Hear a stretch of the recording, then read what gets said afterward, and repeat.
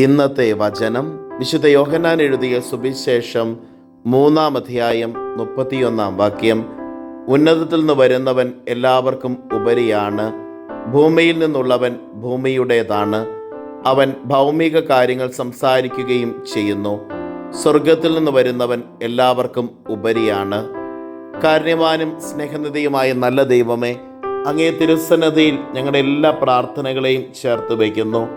ഭൗമിക മനുഷ്യരായി ജീവിക്കാതെ സ്വർഗത്തിന് അനുരൂപപ്പെട്ട് ജീവിക്കുവാൻ, സ്വർഗത്തിൽ നിന്ന് ഞങ്ങളുടെ ജീവിതത്തിലേക്ക് കടന്നു വരുന്ന എല്ലാ കൃപകളെയും അനുഗ്രഹങ്ങളെയും സ്വന്തമാക്കി ദൈവപരിപാലനയിൽ ആശ്രയിക്കുവാൻ ഞങ്ങളെ അനുഗ്രഹിക്കണമേ.